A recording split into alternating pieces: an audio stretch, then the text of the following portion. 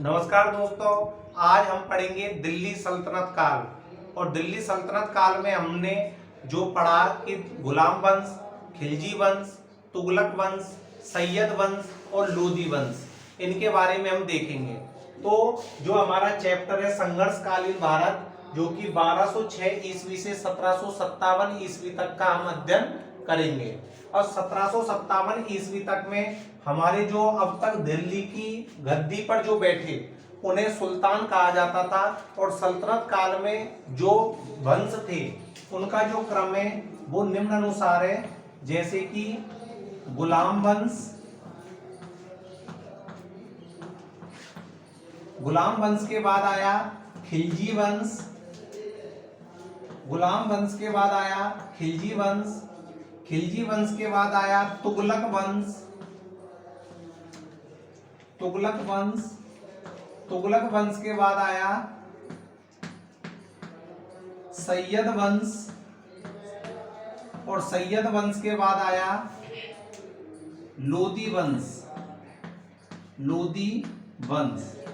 अब देखिए, जो दिल्ली की गद्दी थी, यानी कि दिल्ली में ये जो काल रहा है, गुलाम वंश, खिलजी वंश, तुगलक वंश, सैयद वंश और लोदी वंश, इनको हम सल्तनत काल कहते हैं। और इसमें जो शासक होता था उसे सुल्तान कहा जाता था, उसे सुल्तान कहा जाता था। और लोदी वंश की स्थापना के बाद लोदी वंश का जो सबसे अंतिम शासक था उसका नाम था इब्राहिम लोदी। लोदी वंश का जो अंतिम शासक था उसका नाम था इब्राहिम लोदी। और इब्राहिम लोदी को बाबर ने परास्त कर दिया, और बाबर के द्वारा इब्राहिम लोदी को परास्त करने के साथ ही मुगल वंश की नींव रखी गई। तो जो मुगल वंश है उसमें शासक को बादशाह कहा जाता था। और यहाँ पर हम सल्तनत काल पढ़ रहे हैं जिसमें इन सबको सुल्तान कहा जाता था। अब यदि हम इनके बारे में आसानी से याद करने की ट्रिक देखें तो इसकी ट्रिक होगी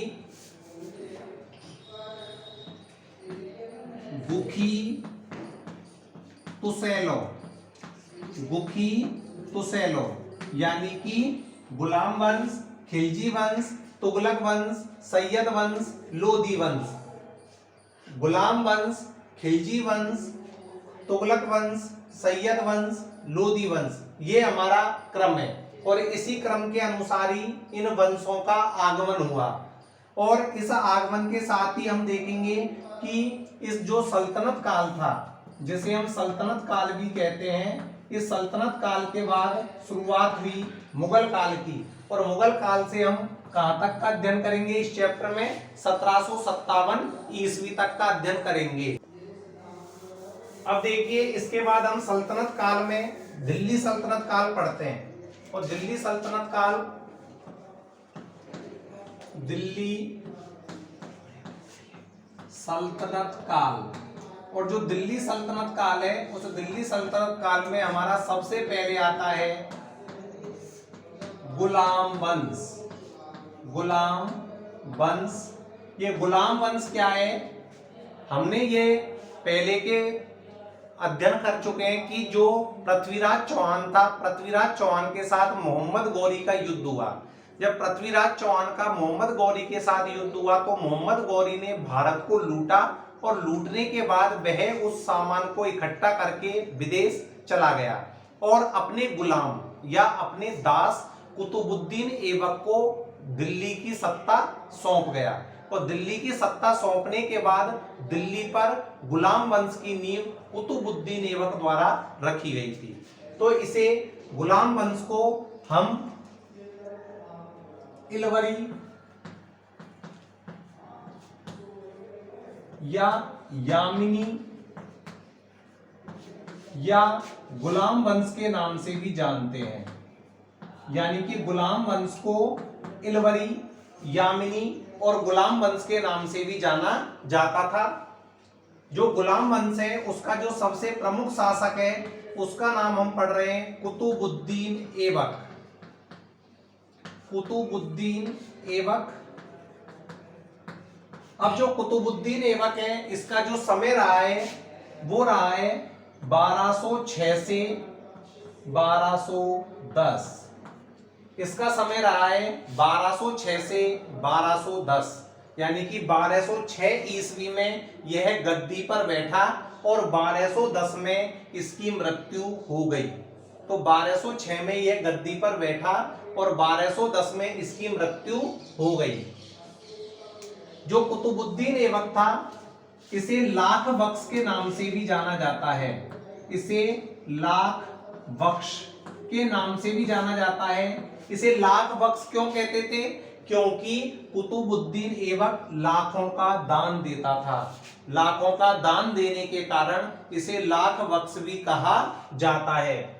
यानी कि कुतुबुद्दीन ऐबक को लाख बख्श के नाम से भी जाना जाता है। जो कुतुबुद्दीन ऐबक था, इसने कुतुबुद्दीन ऐबक ने कुतुब मीनार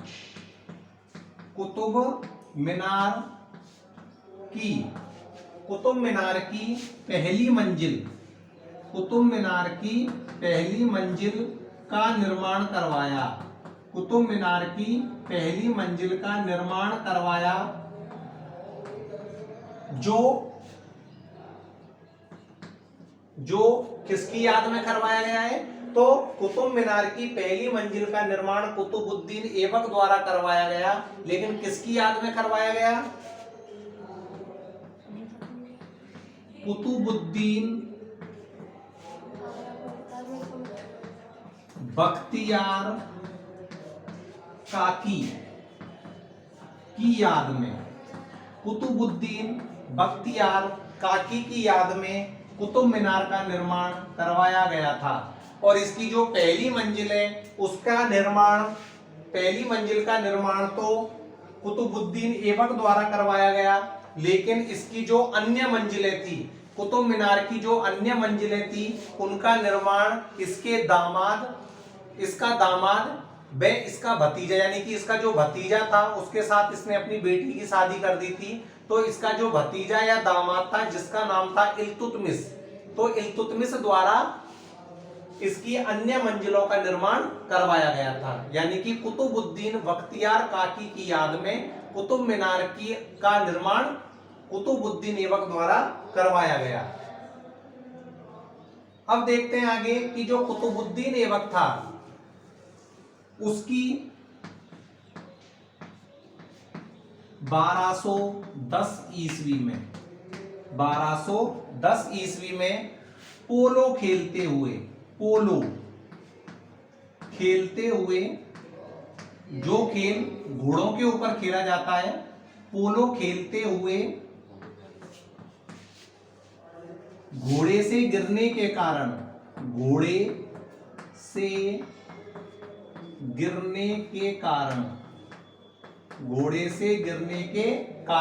इसकी मृत्यु हो गई। घोड़े से गिरने के कारण इसकी मृत्यु हो गई।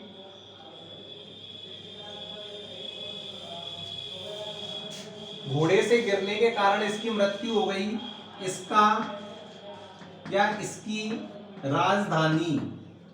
इसकी राजधानी लाहौर थी।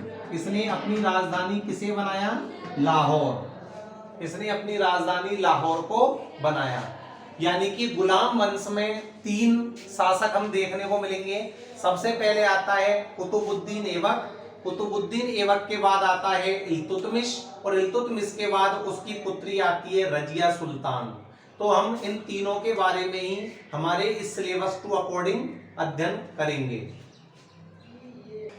अब तक हमने कुतुबुद्दीन ऐबक के बारे में पढ़ा कि कुतुबुद्दीन ऐबक ने गुलाम वंश की नींव रखी थी। इसे इलवरी या यामिनी के नाम से भी जाना जाता था। इसने कुतुब मीनार की पहली मंजिल का निर्माण करवाया था। अब इसके बाद इसका अगला शासक आता है इल्तुतमिश, यानी कि कुतुबुद्दीन ऐबक की मृत्यु के बाद इसका जो दामाद था वह इसका उत्तराधिकारी बना। तो हम देखते हैं अगला इल्तुतमिश। यह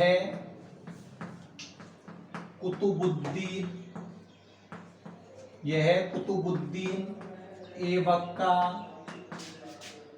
दामाद व उत्तराधिकारी था। यह दामाद व इसका उत्तराधिकारी था। इसे तुर्क साम्राज्य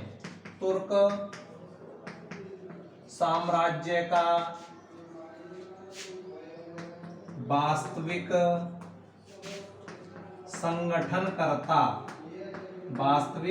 संगठनकर्ता भी माना जाता है।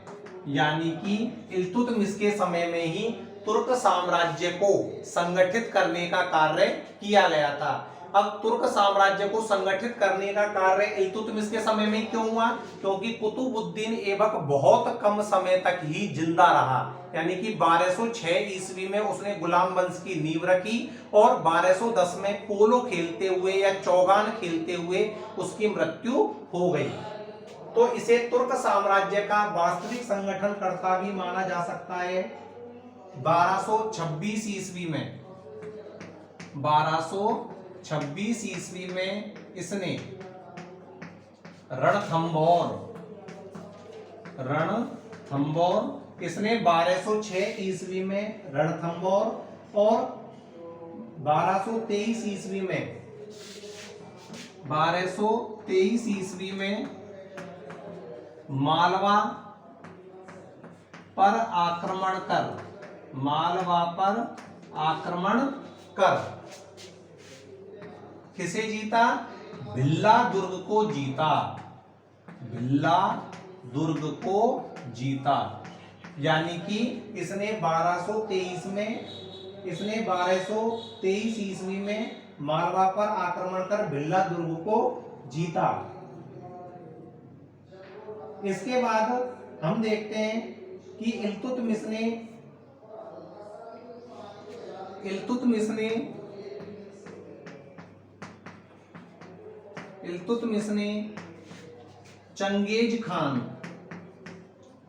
चंगेज खान से युद्ध कर दुश्मनी मोल नहीं ली। कहने का मतलब ये था, उस जमाने में चंगेज खान एक महत्वपूर्ण शासक था और इल्तुतमिश को यह पता था कि यदि मैं चंगेज खान से आक्रमण कर लेता हूं या युद्ध कर लेता हूं तो इसका खामियाजा मुझे ही भुगतना पड़ेगा। इसलिए इसने यानी चंगेज खान से युद्ध नहीं किया और दुश्मनी मोल नहीं ली। अब इल्तुतमिश में आप एक बात समझ रहे होंगे कि इल्तुतमिश कुतुबुद्दीन ऐबक का दामाद और उत्तराधिकारी था। इसने कुतुब मीनार की अन्य मंजिलों का निर्माण करवाया था। इसने रणथंभौर को जीता, मालवा पर आक्रमण कर भिल्ला दुर्ग को जीता और चंगेज खान से इसने दुश्मनी मोल नहीं ली। अब देखिए, इससे आगे हमारा जो तीसरा है वो हम देखते हैं रजिया सुल्तान, जो आपको देखने पर ही महसूस हो रहा होगा कि यहाँ पर पुरुष की जगह स्त्री को शासिका बनाया गया है। रजिया सुल्तान यानी कि अब तक हमने पढ़ा कि जो कुतुबुद्दीन ऐबक है उसने इल्तुतमिश को अपना उत्तराधिकारी बनाया था और इल्तुतमिश ने अपनी पुत्री रजिया सुल्तान को अपना उत्तराधिकारी बनाया। तो इल्तुतमिश ने रजिया सुल्तान को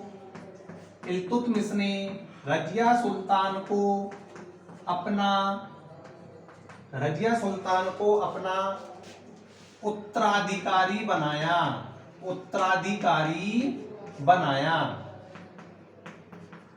और जो रजिया सुल्तान थी उससे रजिया सुल्तान से परंपरावादी कट्टरपंथी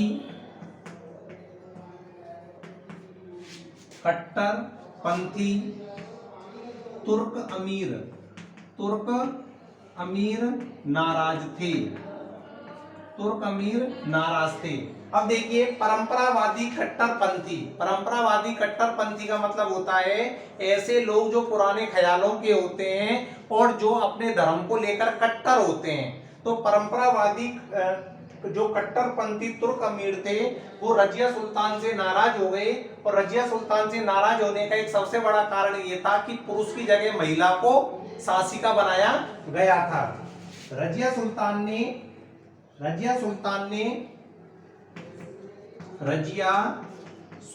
ने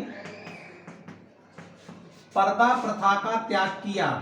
पर्दा प्रथा का त्याग किया। अब आपको ये तो पता ही है कि ये मुस्लिम थे, और मुस्लिम होने के बाद भी मुस्लिम समाज में पर्दा एक महत्वपूर्ण प्रथा मानी जाती है, लेकिन रजिया सुल्तान ने पर्दा प्रथा को ही समाप्त कर दिया। रजिया सुल्तान ने पर्दा प्रथा को समाप्त कर दिया, और वह पुरुषों के समान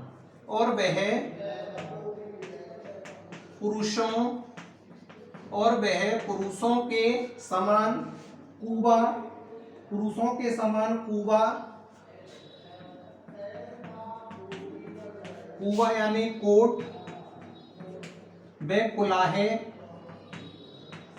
यानी कि टोपी, कुबा व कुलाहे पहनने लगी। कुबा व कुलाहे पहनने लगी और वह एक विशेष प्रकार का चोगा पहनकर, एक विशेष प्रकार का चोगा यानी कि चोगा एक ऐसा वस्त्र था जो एड़ियों तक आता था, तो इस प्रकार के खुले वस्त्र को पहनकर, टोपी पहनकर यह दरबार में आती थी, और इस वजह से जो पुरुष थे यानी कि परंपरावादी कट्टरपंथी तुर्क अमीर थे वो इससे नाराज थे। अब जो रजिया सुल्तान थी, रजिया सुल्तान ने याकूत को, रजिया सुल्तान ने याकूत को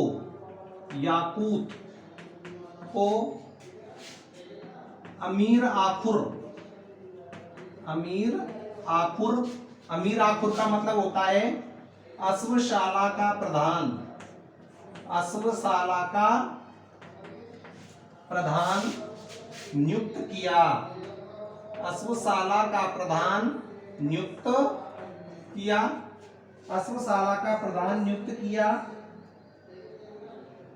इसके बाद सरहिंद के शासक के विरोध को शांत करने के लिए, यानी कि क्या हुआ था कि जो सुल्तान थे या तुर्क अमीर थे, उन्होंने याकूत की हत्या करवा दी, और याकूत की हत्या करवाने के बाद जो रजिया सुल्तान थी उसने अल्तुनिया के साथ शादी कर ली, यानी कि रजिया सुल्तान ने अल्तुनिया के साथ विवाह कर लिया। याकूत को अमीर आखुर यानी कि अश्वशाला का प्रधान नियुक्त किया गया। फिर याकूत की हत्या कर दी गई। याकूत की हत्या कर देने के बाद क्या हुआ कि याकूत की हत्या करने के बाद रजिया सुल्तान ने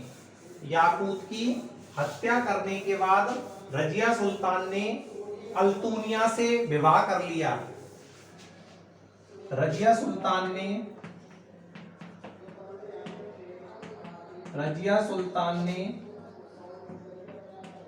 अल्तुनिया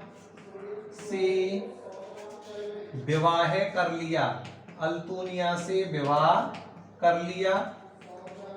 रजिया सुल्तान ने अल्तुनिया से विवाह कर लिया, परंतु 1240 में दोनों की हत्या कर दी गई। अब दोनों की हत्या करने के बाद कहने का मतलब यह था कि जो बलवंत था वो एक शासक बनना चाहता था, और जो बलवंत था उसने लोहे व रक्त की नीति अपनाई थी। तो यानी कि रजिया सुल्तान के बाद जो अगला शासक बनकर उभरेगा उसका नाम था बलवंत।